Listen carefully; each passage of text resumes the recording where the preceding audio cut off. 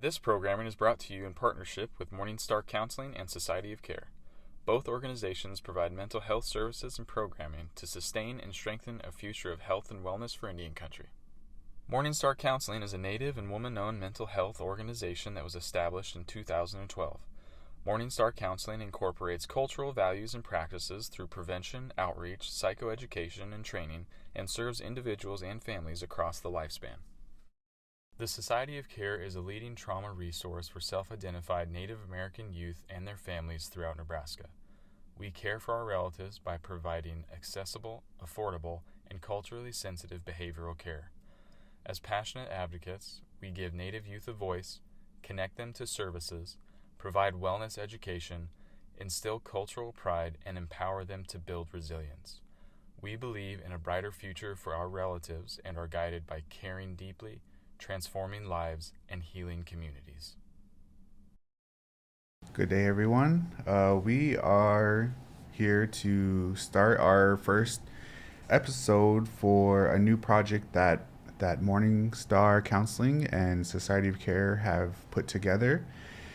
And it's going to be a monthly segment called the Indigenous Voice. And the idea of this segment is to talk more about mental health, bring in community members, especially youth, to come and talk about mental health and provide a perspective from a youth about mental health and different current topics and things that are happening nowadays that pertain to mental health. But this is just another avenue to provide our youth an opportunity to express themselves and to share their ideas, and just some of the challenges, and also some of the challenges that they face, but also some of the skills that they use to overcome mental health challenges and things like that. And so this is a great project that's been in the making. We're really excited to utilize our different tribes in Nebraska, but also just service Indian Country in general. And we are basing this whole programming around youth, and so we want to invite different youth from different communities to come in and talk about different topics pertaining to mental health. And so we're excited about that, and we're excited to kick off our first episode today. And our today's episode, we're going to focus on our introductions of who's going to be co-hosting this show for the next several months here. Then we'll talk a little bit more about the purpose of the show as well.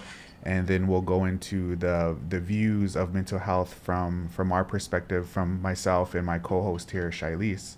And then we'll navigate into the Unity experience, and we'll have our youth worker here, our youth person here, talk more about Unity and his experience there and why is it important to attend and things like that. And then we'll move on to also more youth perspective on mental health and more questions about that, more discussions with our group here. And then we'll go into our psychoeducation flyers that Morningstar Counseling and Society Care puts out bi-monthly. And we'll go into the two topics that are really important for this month, just because the students and youth are transitioning back into school. And we have some topics that'll help them help with that transition period.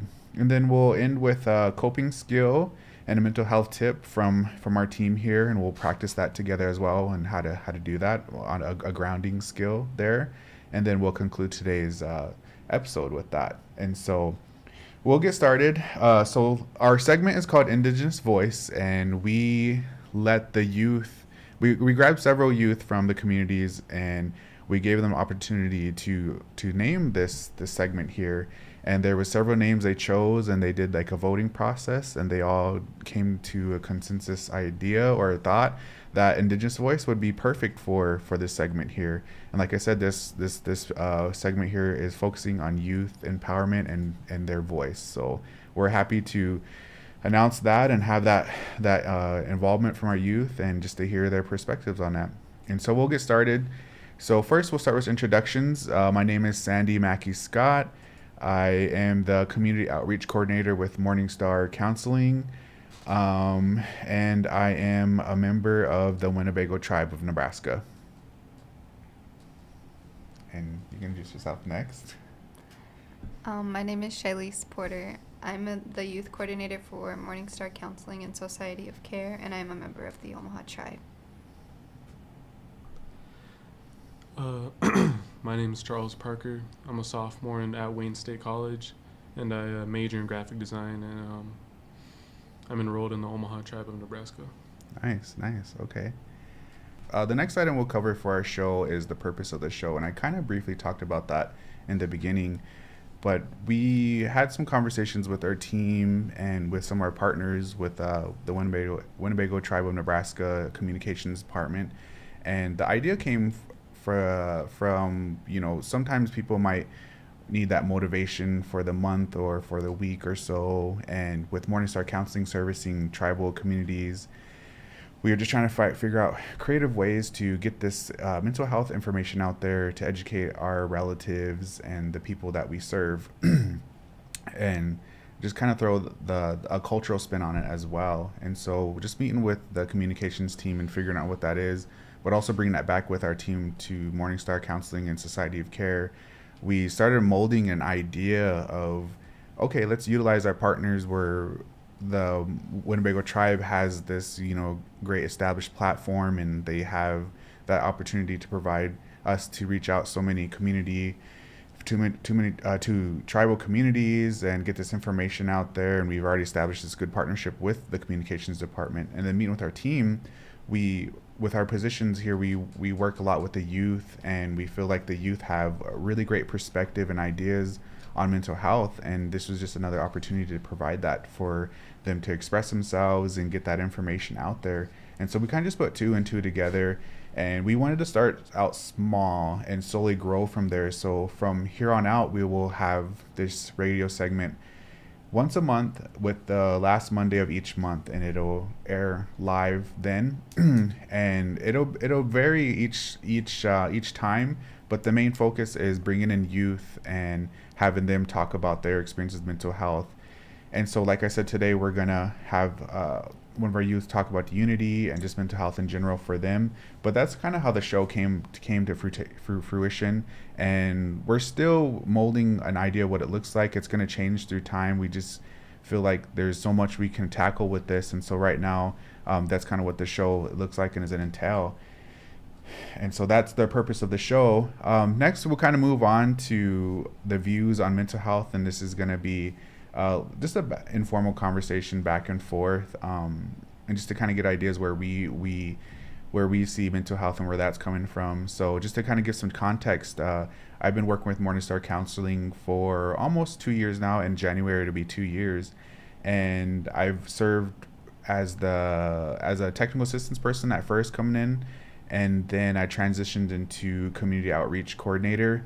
What's great about with Morningstar Counseling, they utilize my strengths and seeing where I work best in, and working with the community, that's what I really enjoy doing, and working with the youth, the families, and educating them about mental health and things like that. And before that, I worked in the education field, and education was kind of my niche. It was my strength.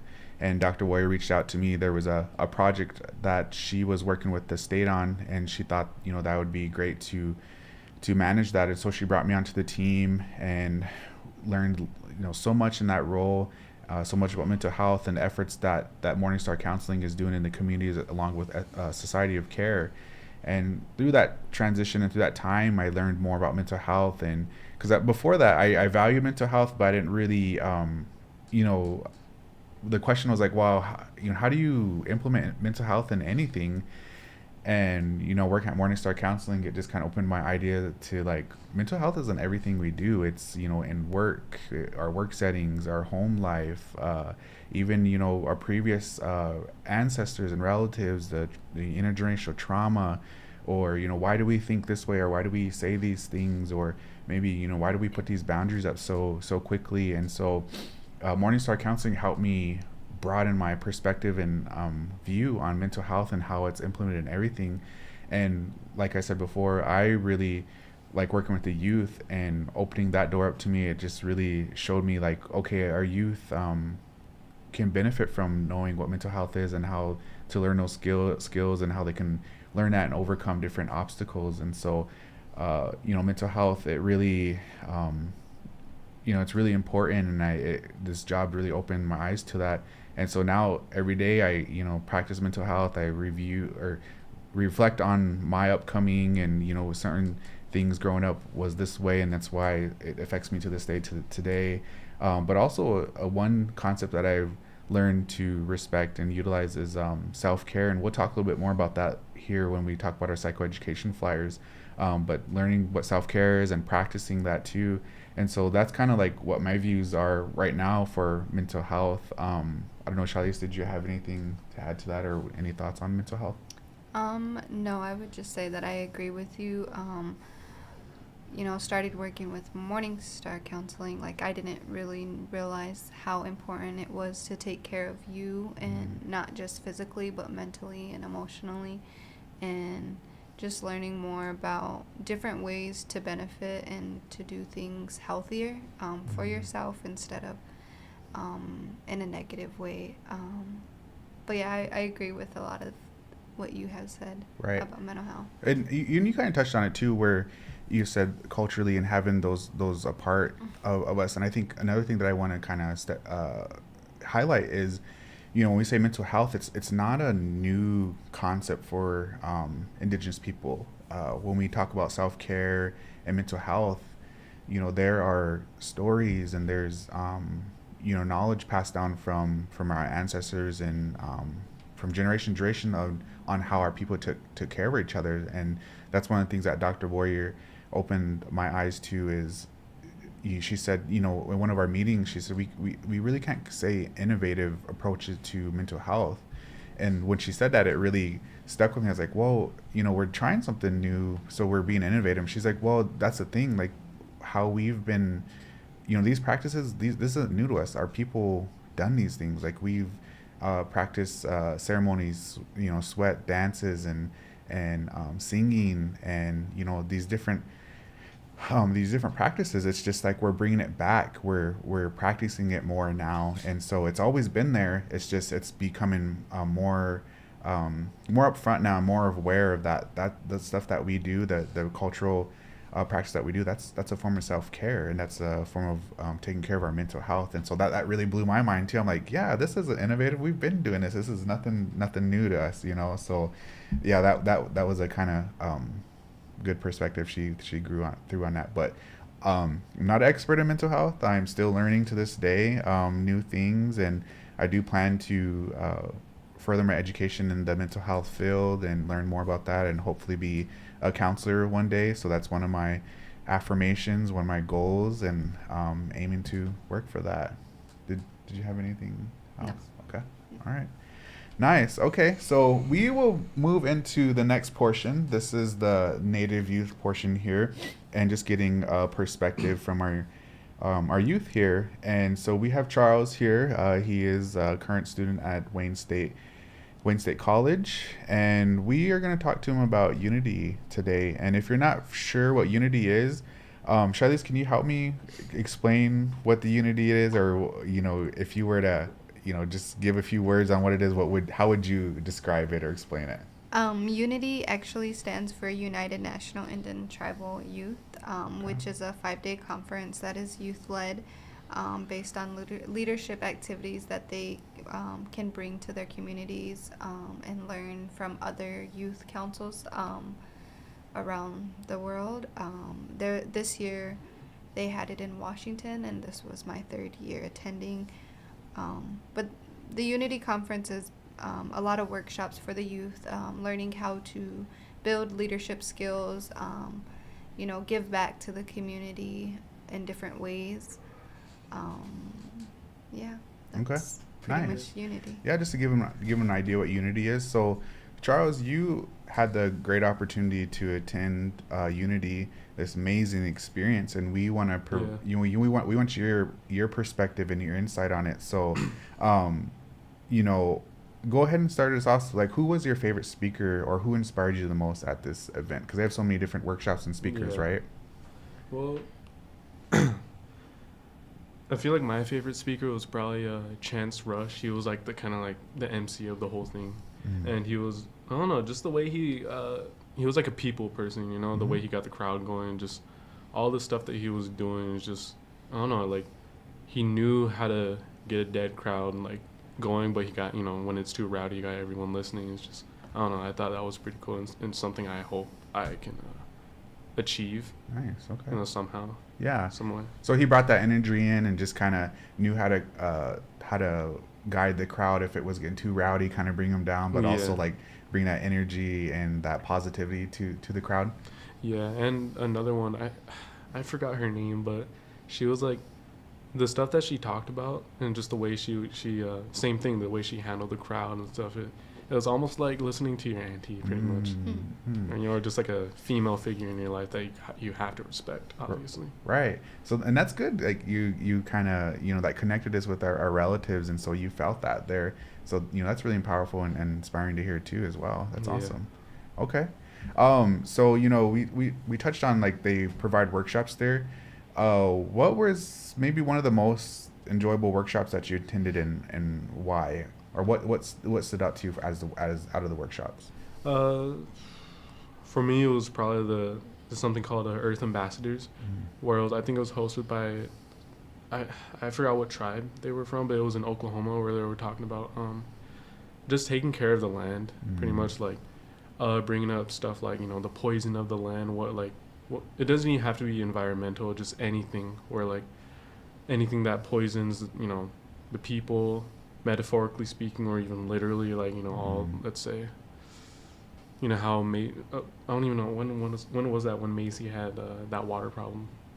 That That was a couple years ago. it was a while ago, but it was like, that's like a good example of what happened, or even just like the suicide epidemic back in 2020, and even like the, you know, like the meth epidemic too.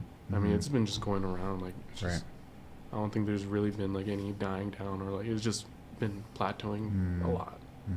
Like it's constant. Yeah, and so, you know, just talking about those different, you know, challenges that these communities face, and there's all different ones. Like you said, it isn't just you know, substance abuse related, but it's also environmental, but also you know, mental health based too. So even all those items that you just listed, mental health is affected through those each way, definitely. you know. So that's great that you say that. It's kind of like, you know, all those problems that you're surrounded with, it's kind of like, how do I say it? You're used to it. You know, you're institutionalized within all of that.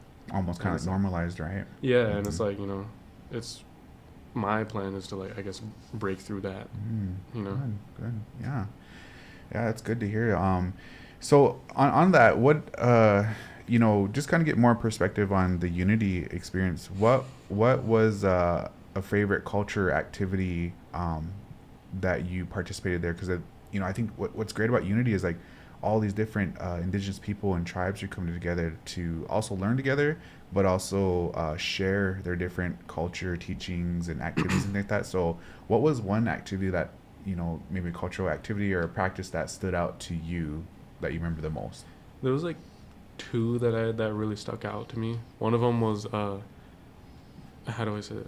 They brought the indigenous people of Taiwan like to the whole thing, and it was like they performed, I think, like, what, were you there or no? Was it when they did the play?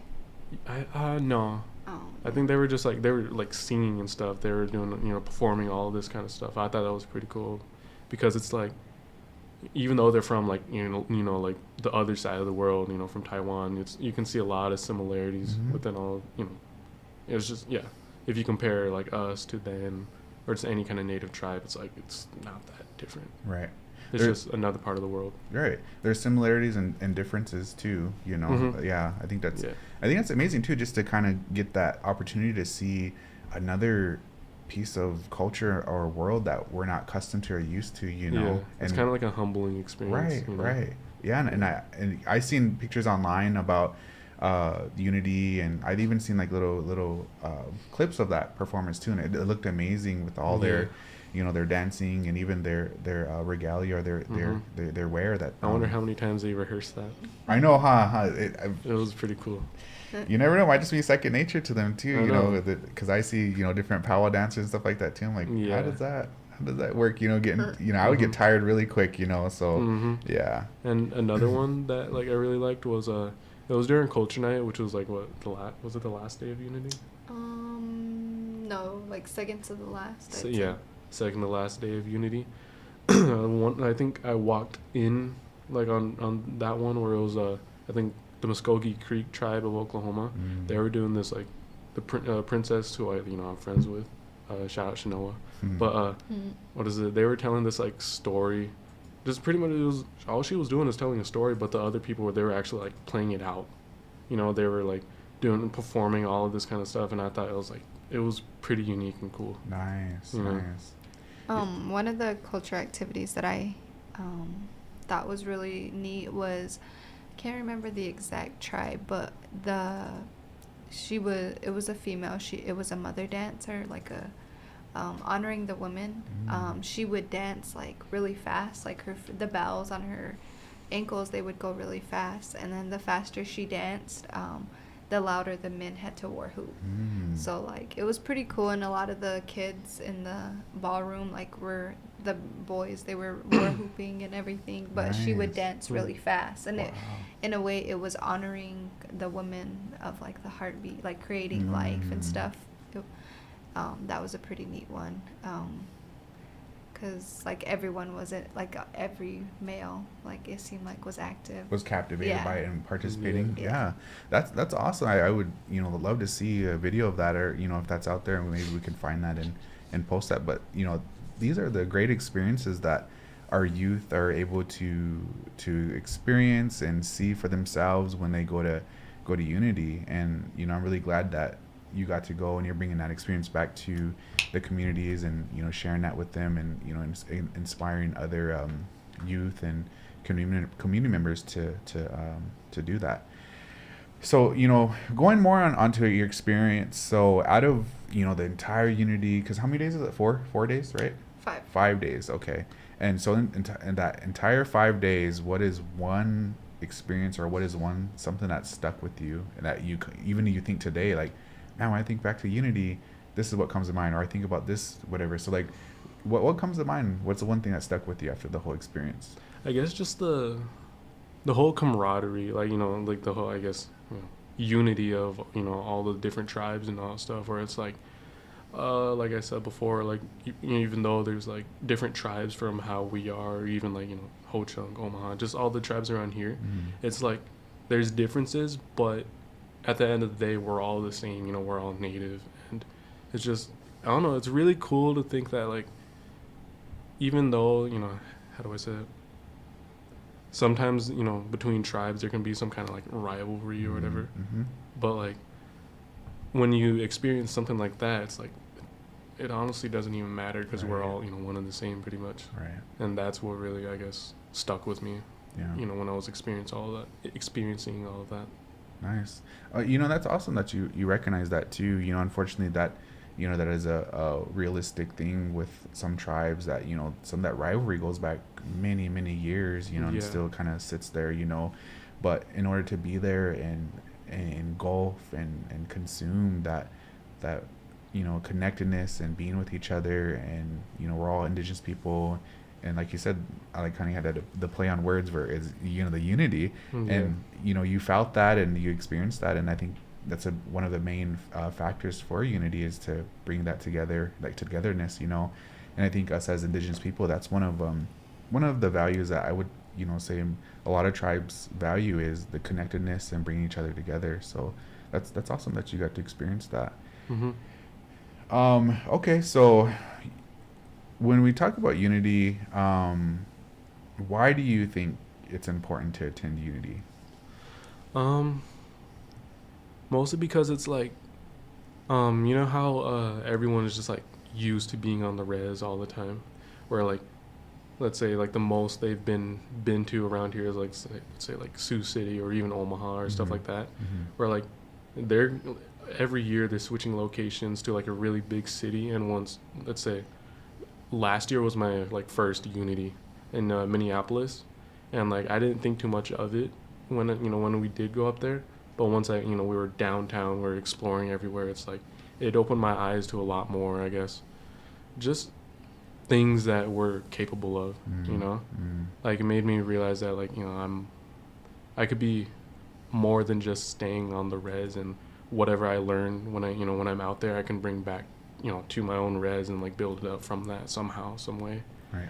And it's just like I said before, where like natives are just institutionalized to all the just like, how do I say it? Just how how everything is on the res. I don't know how else to explain it, but I hope that kind of like makes sense. Yeah, I think what I'm getting from that is, encouraging our youth to get out there to get a different perspective. Yeah, getting out of their comfort zone. Right. And a lot of growth comes from when you're out of your comfort zone. And I'm pretty sure when you're out there, you're experiencing some new things. And they say growth comes when you're uncomfortable. So when you're trying something new, of course it's not going to be all fine and dandy, and it's going to be easy. It's going to be uncomfortable because you're trying something new. Like you got to be comfortable with being uncomfortable. Right. And you going to Unity, that's providing that growth for you, and that's good for any youth. All right, so now that we talked about the Unity, and Charles gave us this amazing rundown of what Unity is, and Shailece, if we have a Native youth that's interested in attending, they're like, yeah, I want to do this, I want to go, sounds amazing. What can they do? Who can attend, and what can they do to possibly go to this Unity experience? So the ones that can attend, or the ones that are in high school, 16, you can join the council if you're actually 15, gonna be 16, but it's 16 and up. College students are actually able to go as well. And if you were wanting to join a Unity council, Charles and the other students that came are actually gonna be putting the Unity Council like into the works, like where they do community like leadership activities. So like we did a 3-on-3, the mental health 3-on-3 the other week during powwow for Macy. That was like kind of their first community event, like where they helped out keeping score, keeping score, the brackets, and like the prizes and things like that. And we're actually gonna be advertising for more students to join, and so we'll be having a flyer created for that. And then the students like requirements would be attending the community leadership activities that we do, the meetings that we have, doing good in school, being a leader overall in the community, in school. But yeah, we've never really had a continuous Unity Council. The past 3 years I've went, I don't know if it's like students losing interest or us just not doing enough.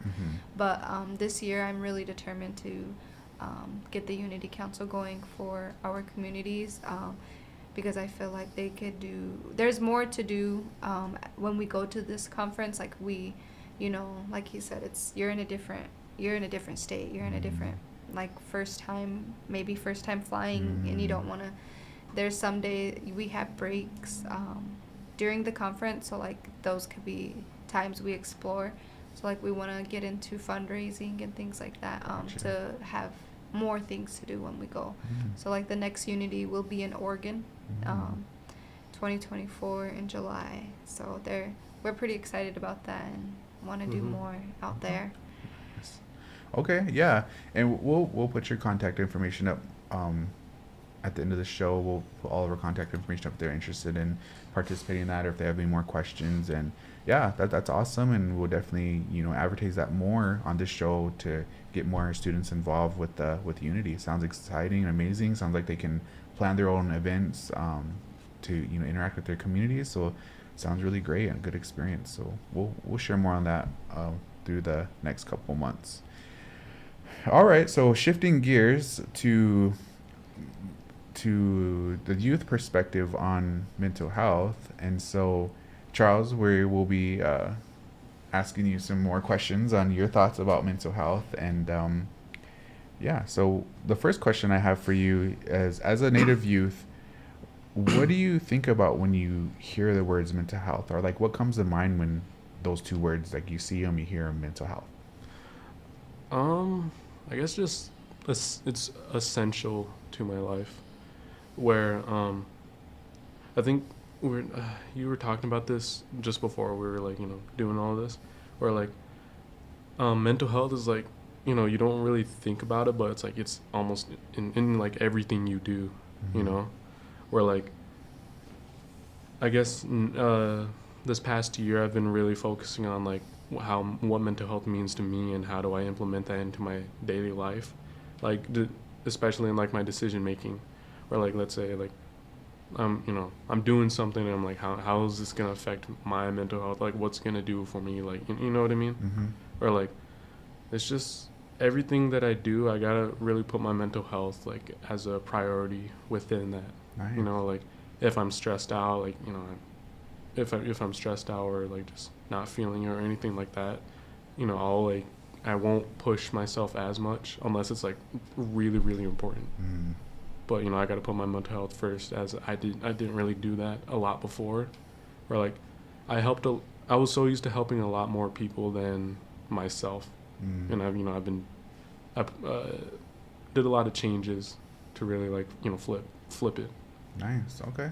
Yeah, that's good that you're self-reflecting and practicing that mental health and incorporating it into your everyday life. That's really important. And that's one of our missions at Morningstar Counseling and Society of Care, to educate our communities more on mental health and how they can take care of themselves. And I think you just sharing that, you're on the right path, especially for a student your age, already comprehending that and practicing that. Sometimes it's a little challenging. Yeah, sometimes definitely. we have strengths in different areas, and so I commend you for recognizing that and practicing that. So, and this kind of leads on to what you were just talking about too. So how do you use mental health in your daily life? I mean, it started out as like just going to therapy like 2 times a week, and where it's just like all these there was like thoughts in my head where like I couldn't really comprehend by myself, and knowing that there was a professional that's like helping me, kind of validating what I'm thinking and what I'm feeling. It really helps me be more confident within myself. And like, how do I say it? And like I said before, I just really put mental health into a lot of decision making and like the stuff that I do, because it's like I said, it's really important for me. And yeah, therapy has helped a lot ever since I started going to it. I didn't think much of it until I like realized, oh, this is like, this is really helpful for my mental health. That's good. Yeah, and I liked in the beginning where you just said that it gives you a different perspective and validates your feelings too. Because another piece in mental health is there's a term negative self-talk, and there's positive self-talk. Yeah. And counseling, that's another tool or another practice that helps people develop that self-talk, that positive self-talk, to move away from the negative. Because sometimes we might get caught in our head where man, I'm so stupid, or I could have done this, and I'm not this good. You're hurting yourself, and once you're telling yourself that, you're gonna start believing that, and it's gonna affect you. You're gonna start believing that, like I'm nobody, I can't do this. But when you shift the gears and you start practicing those positive self-talk and those affirmations, that's definitely going to change your mindset, and it's going to help your mental health a whole bunch, and it's going to give you a lot of energy. It's going to change your perspective on life. So I think when people think about mental health, they think, well, I don't want to go to counseling, I don't want to do that, I'm not crazy. And it doesn't come to that. Yeah, there's like this weird stigma that people put on therapy, where it's like there's like this torturous little like session where I don't know why people think about that when it comes to therapy, where like I don't know, it's just a play, like a safe haven of just what you want to talk about, how you're feeling, without being, judged. Someone that can actually help you. Like, it's their job to help you. Right. And like, it's not for everyone though. Right. Like, it's definitely not for everyone. Just like how like there's spiritual like ceremonies and like rituals within our tribes, and it may be for it may work better for someone than therapy, and vice versa. So it's like, it won't hurt to try, and if it's not for you, that's cool. Right. And I love that you said that it's not for everybody. And when we talk about mental health, it isn't just counseling and that's it. You know what I mean? There's more to that. But I really love how you touched on our cultural practices too. So like ceremony, sweat. There's different ways to peyote meetings. Yeah, there's different ways to healing. It's not just counseling. And like I said before, that those practices have been long here for a long time. It's nothing new. It's not innovative. That's just something our tribe's been doing, and it's just coming back more and more focused for our people to understand and see how that is a form of mental health. So I'm glad you touched on that too. And because I've went to therapy before too, and the thing that I tell people too, because I know they get a little bit hesitancy when they think about counseling or therapy and things like that, but I always kind of compare it to like therapy is like dating. Like the thing people need to understand is like the counselors and therapists, they all have different approaches to their practice, to how they help people. You know what I mean? And so you kind of have to test them out a little bit. Like, okay, how do they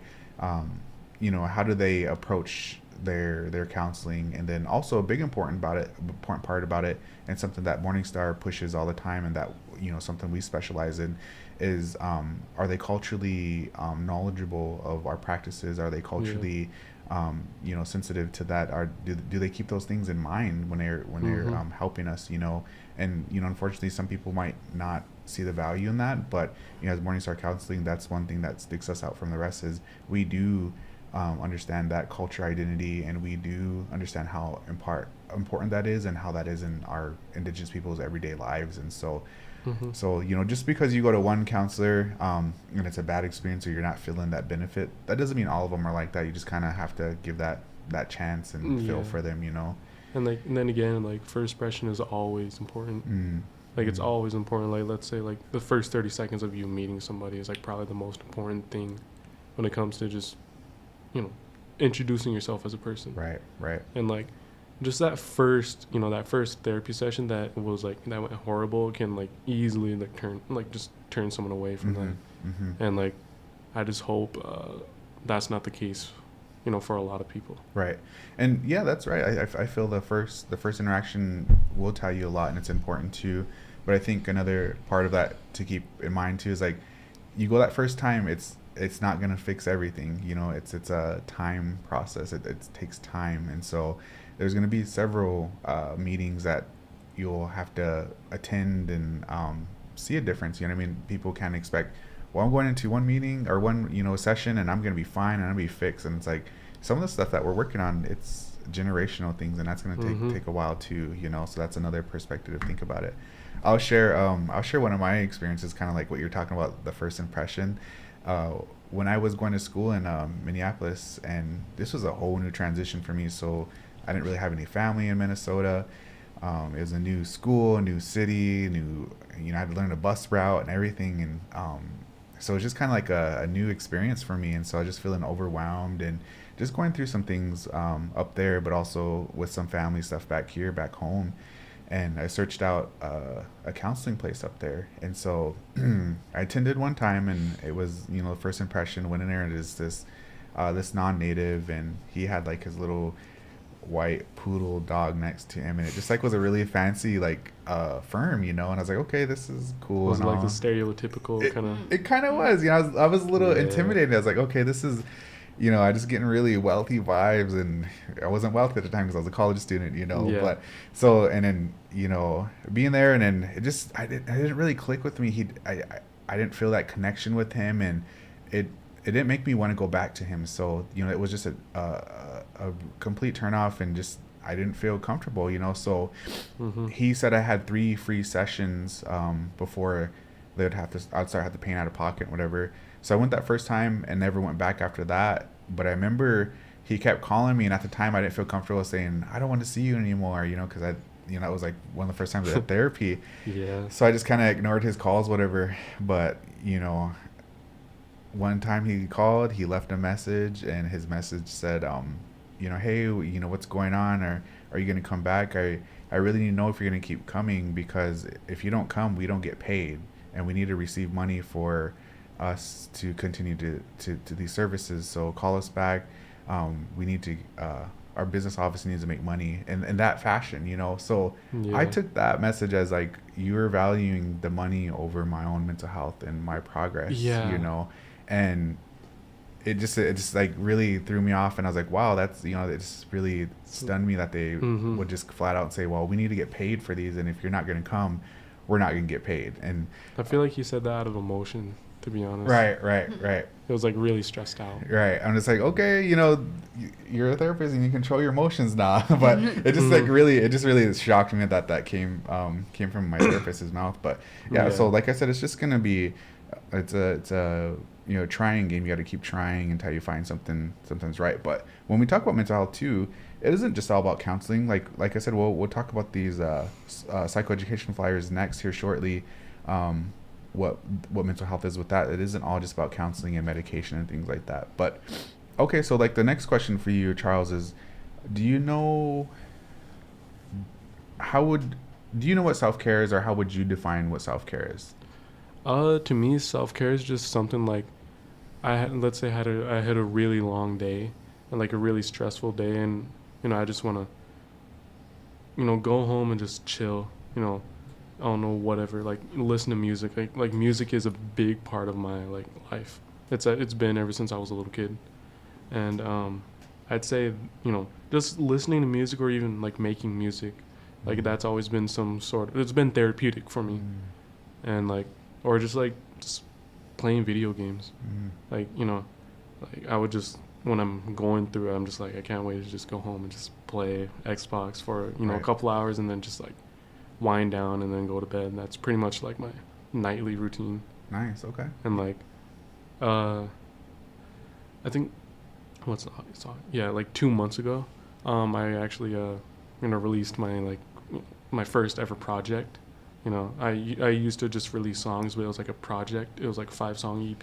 Nice. And it was it really helped me with my mental health, because I was going through a lot then.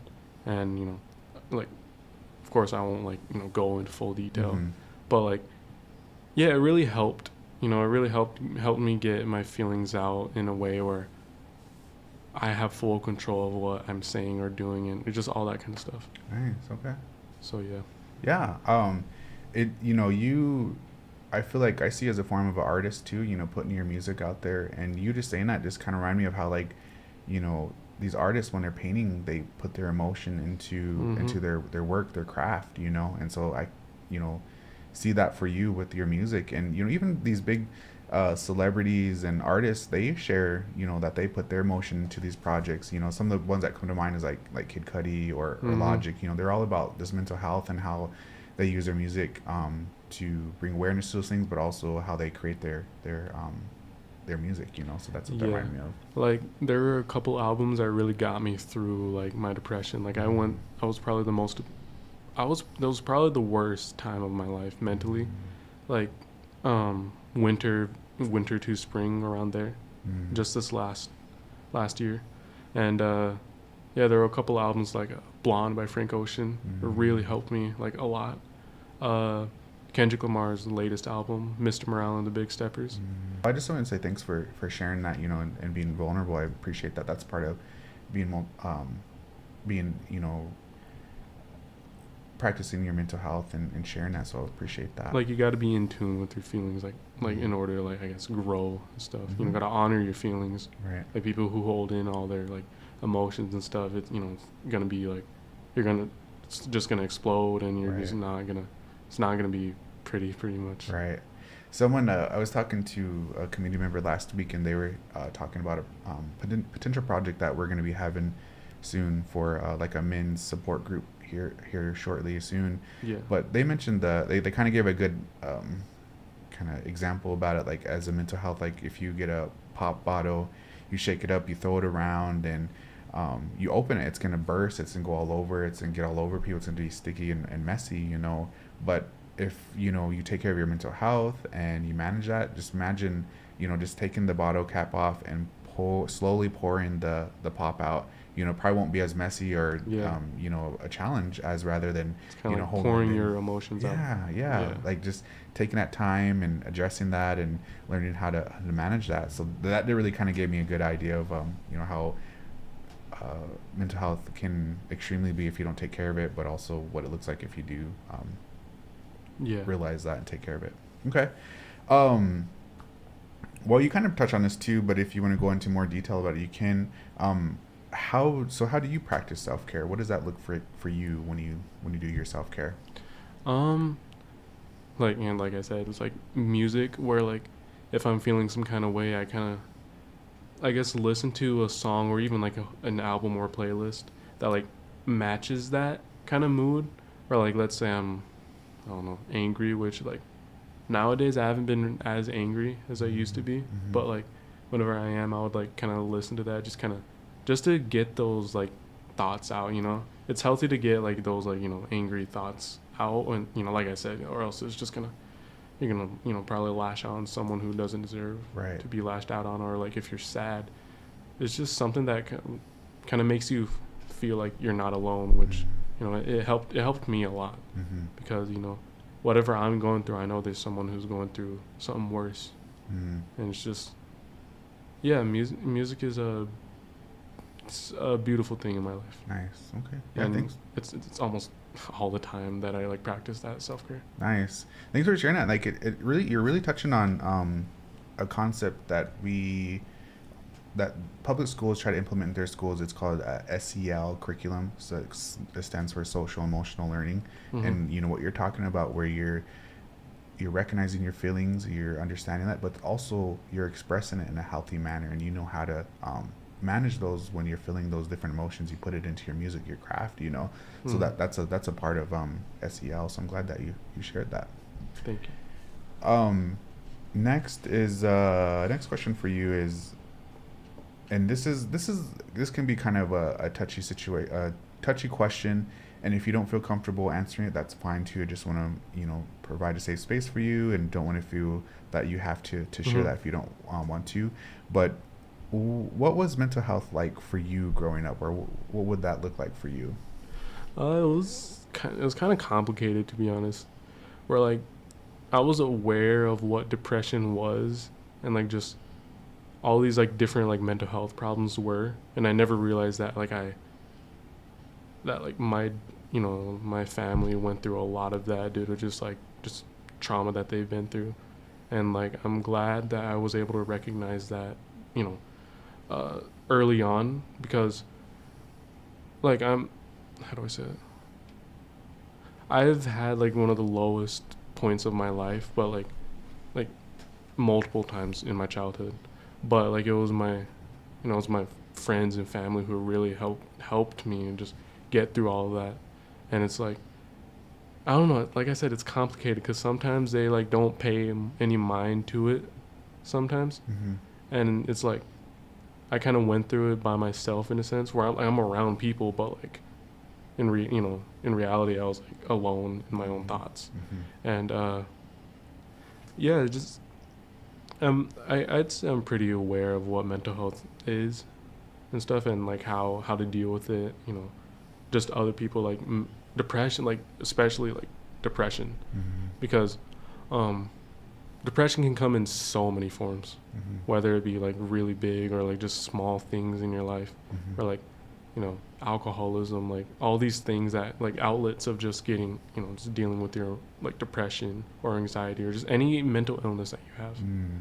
Because like I don't know, there's, how do I say it, I honestly don't know how to really like explain it further, but you know what I mean. Okay. Yeah, thanks for sharing that. And I really liked how you're sharing your obstacles and your challenges, but what's really really great and inspiring to see is that you overcame that. You're still managing that, learning that, but you were at a low point in your life, and now you're understanding that, and you're developing these coping skills. And so that's really great to know that you're doing that and you're practicing that. Thank you. And how do I say it? I don't know, like, I want my little siblings, like, they went through some, the same stuff that I went through, and I want them to really recognize those, like, emotions and what they're going through is, like, if you don't, like, really take care of it in a healthy way, it's gonna, like, come back at you in a, like, not so friendly way.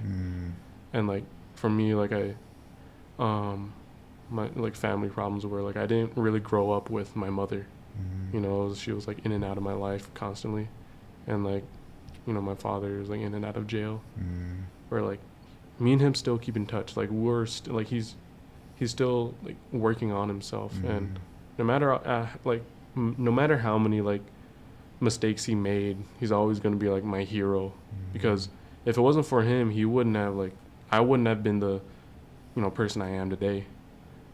And like, yeah, it's just, like, he's one of my, like, role models and stuff. And, like, whenever I become, whenever I have my own kid, I can pretty much, what the mistakes that he made, I can take that and, like, know, like, I'm not supposed to do that and all that stuff.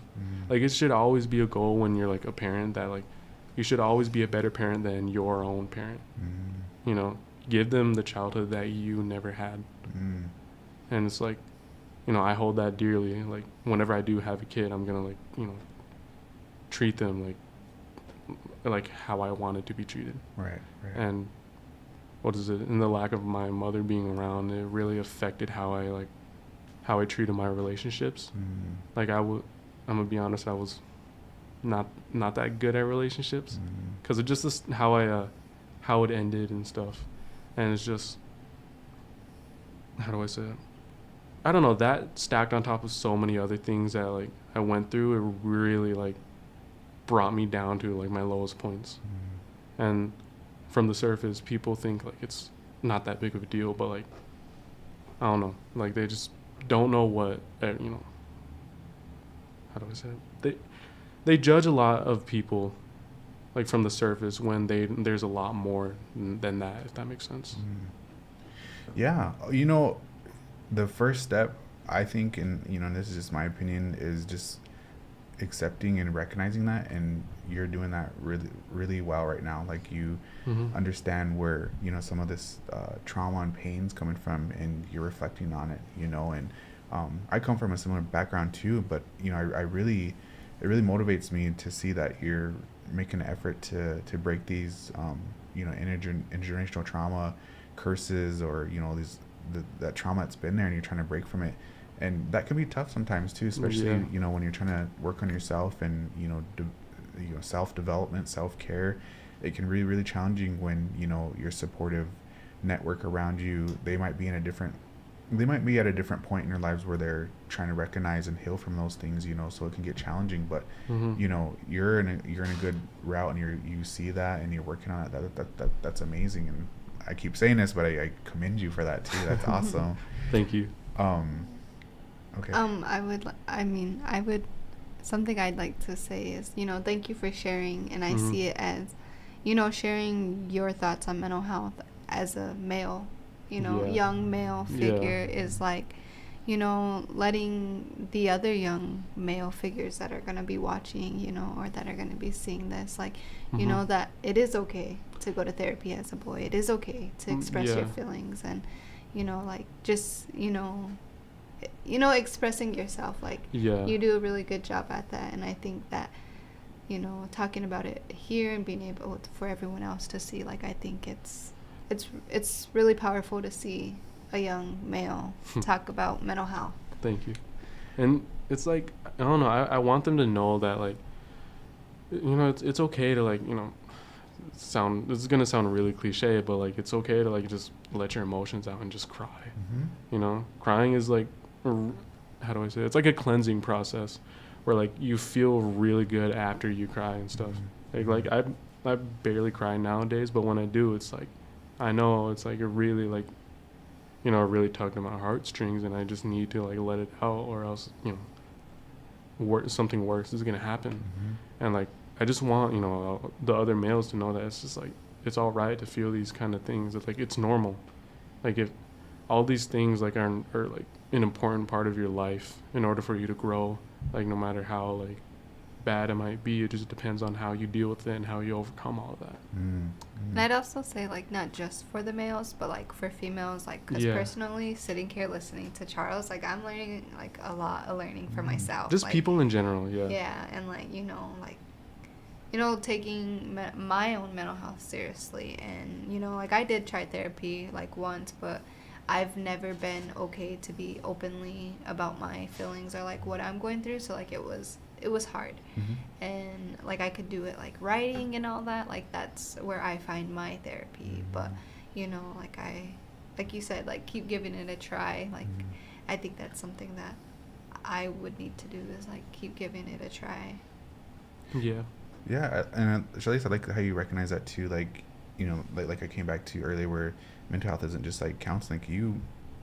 You have an outlet for you where it's just writing. You know, simply just writing your thoughts down and putting it on paper is going to help you too. And I think, you know, that's another good thing that we want to expose our communities to. Like, you know, if you're frustrated, you don't have to just go to counseling. Like, if you want to, you know, sit down and start beating a project, or, you know, work on some mocks or work on your regalia, because then, you know, another cultural thing, and I you know, I don't want to speak for both you, but, you know, if you agree, is, you know, when we're doing stuff like that, we got to put good thoughts into those things. You know, our cooking, our regalia, or whatever we're doing, you know, we got to give that good feeling to them, because then, you know, that goes like into putting love into the things that you do. Yeah, exactly.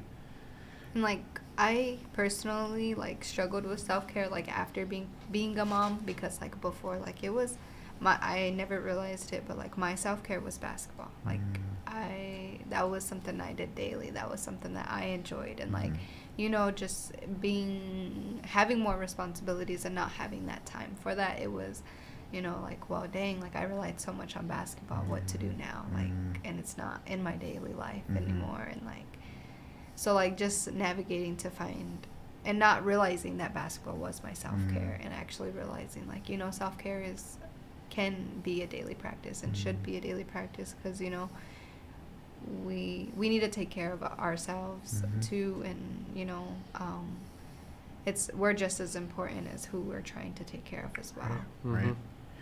Yeah, I like that. And, you know, just coming back to like self-care and not understanding, you know, that was a form of it.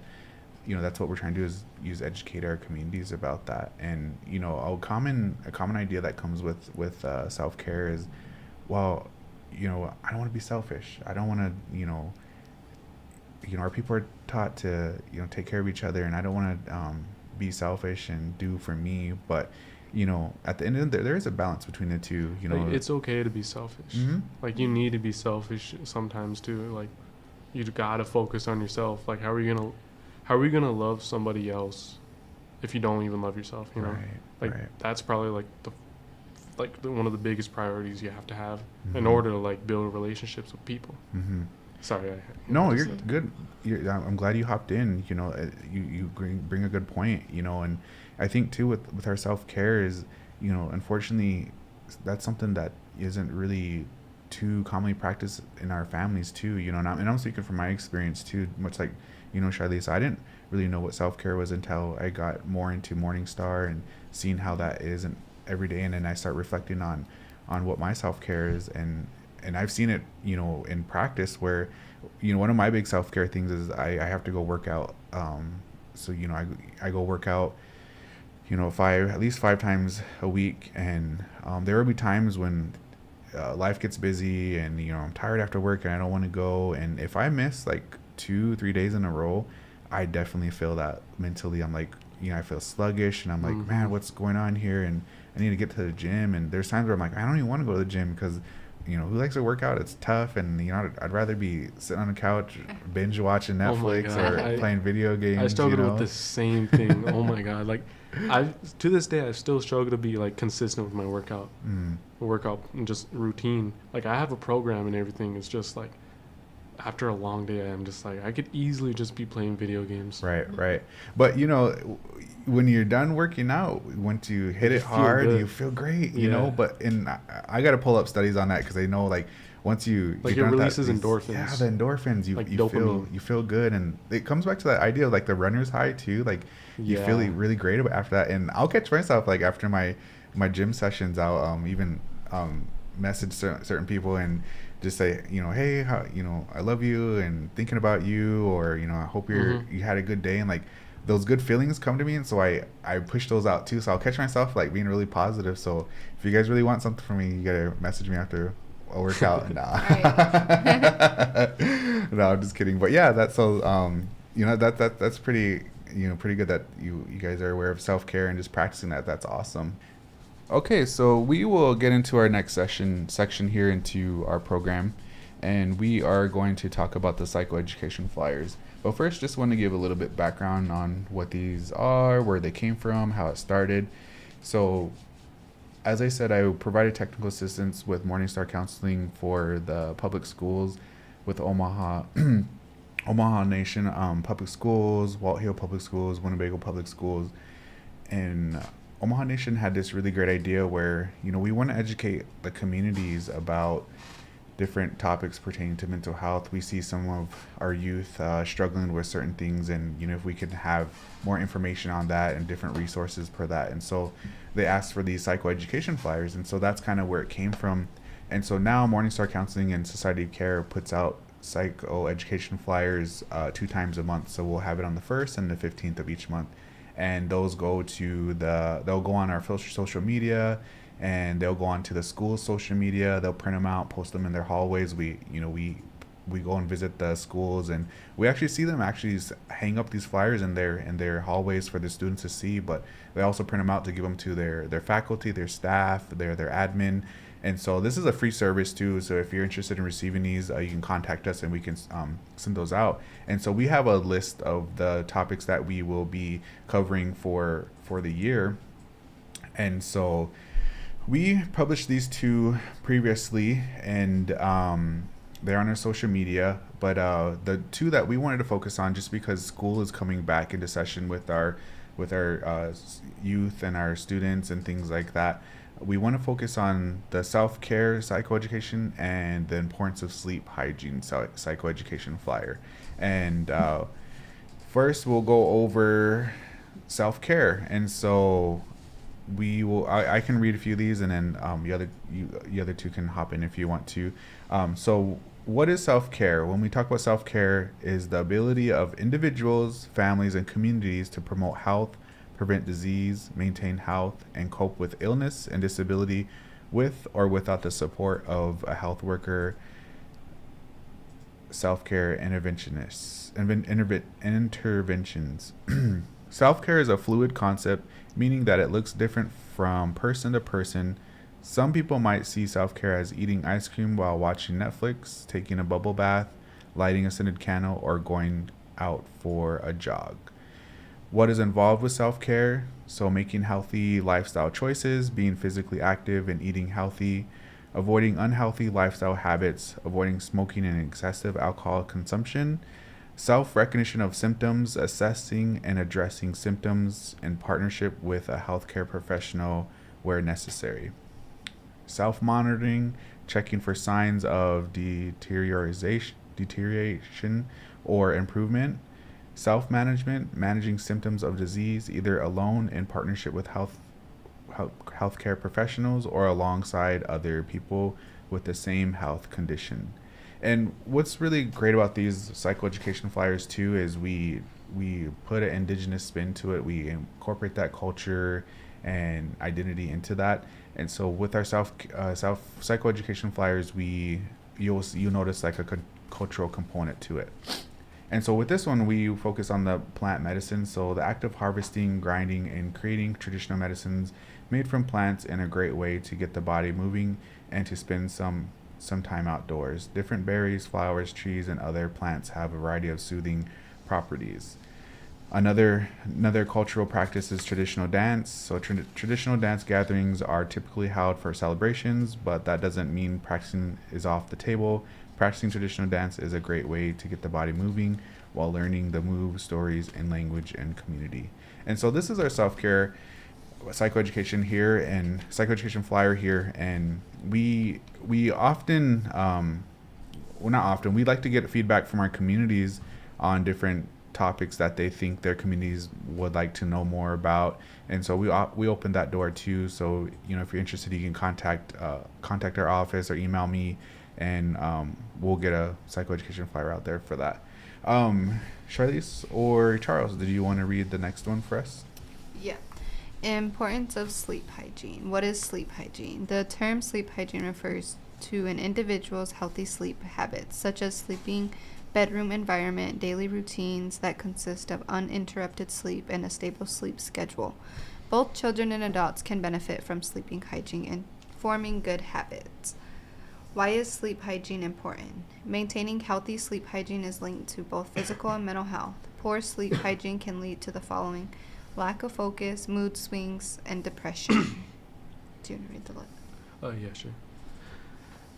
Signs or causes of poor sleep hygiene: having difficulty falling asleep, consistent sleep disturbances, sleepiness during the day, overall lack of consistency in sleep quantity or quality, physical ailments such as pain, obesity, diabetes, worsen immune function, and how to improve sleep hygiene. Keep a consistent sleep schedule. Get up at the same time every day, even on weekends or during vacations. Set a bedtime that's early enough for you to get at least 7 to 8 hours of sleep. Turn off electronic devices at least 30 minutes before bedtime. And don't eat a large meal before bedtime. If you're hungry at night, eat a light, healthy snack. Nice. Okay. Thanks for reading that for me. So, yeah, we wanted to focus on these two topics this month. Like I said, this to kind of share that, share back to our students are going back to school and, transitioning back into a sleep schedule, but also learning what self-care is and having a self-care plan for our little ones, but also for ourselves too, for our parents that, might be taking care of, taking care of their kids and things like that, that can get overwhelming at times, and having a self-care plan for yourself is important too, after, obviously after the conversations we had today. But yeah, so those are the two items there. And like I said, we're always open to educating more about different topics, and we'll have two new flyers when we come back next month. But yeah, so we will move into the second to last final area. And so another awesome thing that we want to start practicing with our segment here is leaving with a mental health tip or coping skill. And so these are tips that you can use, or coping skill that you can take home with you. And we'll practice this coping skill with the two of you here. It's pretty simple. Anybody can practice at home. And so I'll give you the directions on what to do, but it's pretty simple, and it's a grounding exercise, and some people call it Take 5. And so what we're going to do is we're going to utilize all your senses, so your 5 senses. So there's going to be sight, feel, hear, smell, and taste. And so this exercise is used to kind of center and ground yourself in a moment of high distress, or maybe your anxiety spiking, or you're feeling a little bit stressed out, or just the moment there's a lot of emotion and energy going on right now, and you want to kind of ground yourself and bring your back to the present. And so this is a coping skill that you can use. And so what I want you to do is I'm going to count from 5 to 1, and so with each number we're going to cover a different sense. So when I say 5, I want you to visualize 5 things. So I'll give you a scenario. So I want you to think about a powwow you went to, a really amazing powwow, and that, just think of that memory and that time you were there, and just think about that experience. And so what I want you to do is I just want you to sit firmly on your chair, go ahead and close your eyes. And so I'm going to count from 5 down to 1, and what I want you to do is each number we're going to practice a different sense. So 5 is going to be 5 things you see at a powwow. And then 4 is going to be 4 things you can feel at the powwow. Then 3 will be 3 things you can hear at the powwow. And then 2 is going to be things you can smell at the powwow. And then 1 is going to be something you can taste at the powwow. So go ahead and clear your mind. And let's close our eyes, and we'll, like I said, think of that powwow experience, a powwow event that you went to. Maybe it could just be the the past powwow we was at with Omaha tribe or the Winnebago tribe. But think of a powwow, that good experience there, and a time you're at an amazing powwow. And so clear your mind, and we'll start with number 5. What I want you to do now is think of 5 things you can see at the powwow. And you don't have to list these, just think about these in your head, but try to find 5 things you can see at the powwow. That could be the dancers, the amazing food there. It could be the drummers there. You could see the little tiny tots getting down on the arena. It could be maybe a elder you haven't seen in a while. They came and visit you, or the vendors that are there at the powwow. So go ahead and think about 5 things you would see at that powwow, at that event that experience that you were at. Think about that for a moment.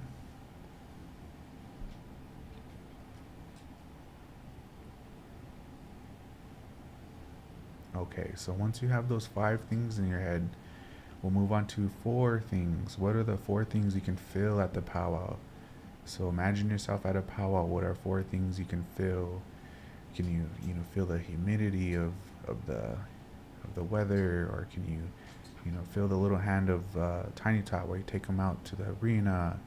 The greasiness of a fry bread, or even just sitting there on the bleachers and feel the wood.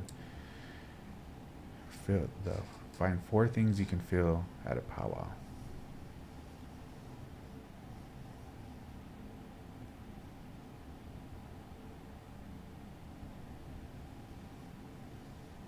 Okay. Now we'll move on to the 3rd thing. What are 3 things you can hear at a powwow? What are 3 things you can hear there? It could be, the jingles from the jingle dress, the pounding of the drums, the rocks being kicked while people are walking around the arena, or babies laughing, little tiny tots having a good time, relatives laughing, having a good time. 3 things you can hear at a powwow. Take a moment to think about those.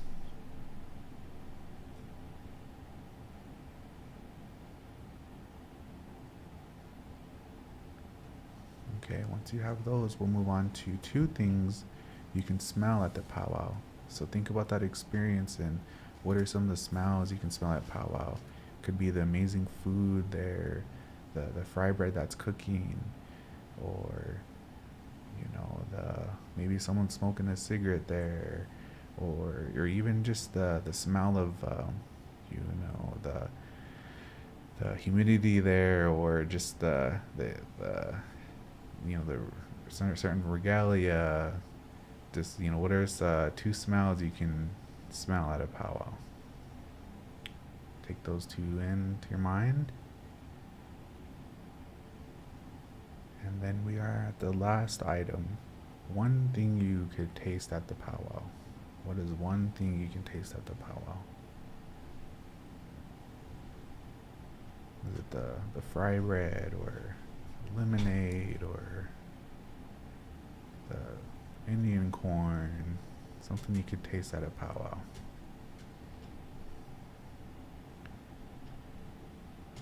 Okay, now come back and you open your eyes. Take a deep breath in, hold, and then release. Okay, so that was a grounding activity. What are your experience with that, or how would you share how that felt? Personally, I'd say it made me feel calm, and actually think of all the things that I thought of, and then putting them together in my own happy thought. That's how it made me feel. I got tired. Tired? Okay, that's good. No, I don't know. Just made me, I guess, recalibrate my my brain and all that stuff. Just knowing it was just knowing my surroundings and stuff. Mm-hmm. That's all I can really Good. say. Well, and I think, even though you're joking, but tired is good because it's bringing you to a relaxed state, bringing you back. It's calming. Right. Yeah. And this is a good exercise to use, like when some of us might experience social anxiety when we're out and about, like, oh man, everybody's looking at me, or I'm feeling really tense, or even like you might be overthinking, like, how am I going to pay this bill, or this bill's coming up, or all this is, you start getting that heart rate going. And think about this exercise, and it doesn't have to be a powwow. It could be, maybe your little one's birthday, or maybe a family event that you went to, or something like that. But sometimes, when we're in that state of mind too, maybe we can't think clearly, I'm gonna think about a powwow that I was at. But you can even just do in the moment right then and there. Okay, maybe you're in your car and you're having a situation where you're feeling that energy.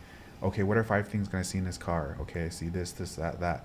All right, what are 4 things that I can feel in this car, and you can start moving around and etc. for 3, 2, and 1. I don't know about tasting. I don't know if you want to taste something in the car, but that's gonna make you think and bring your energy down and get you to a calm, clear state, whatever. So that's the mental health tip that we want to leave the viewers with today. We will have another one next month, but we like to end our segment with these tips and coping skills. And so if you have any other suggestions or questions on that, go ahead and forward that to us, and we'll make sure to have that included in our next segment. But now we are on concluding our radio session here today, our radio segment. And we would like to say, thank you for tuning in with us. And we're excited to continue this effort here, the Indigenous Voice radio segment here with Morningstar Counseling SOC. And, this has really been a great time talking with you, Charles, sharing your perspective on unity and just your perspective on mental health in general. And I appreciate you for being here and sharing. And also with you, Shailece, you chiming in and sharing your experiences as well with mental health and how you're incorporating that and learning more day to day. So I appreciate both of you being here and sharing and reflecting. And I don't know if either of you have any closing remarks. You go first. I don't have anything. Okay. No, just enjoy your life while you're living it, pretty much. Okay. Pretty cliche, but No, good. Thank you for sharing that. I appreciate that.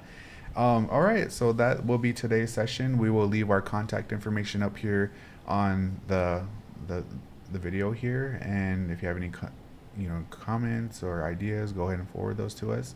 And this show will be premiering the last Monday of each month, and look forward to the next show, and hopefully we'll have more guests and more youth to share their perspectives. And that's about it. We hope you have a good day, and we'll see you again next month.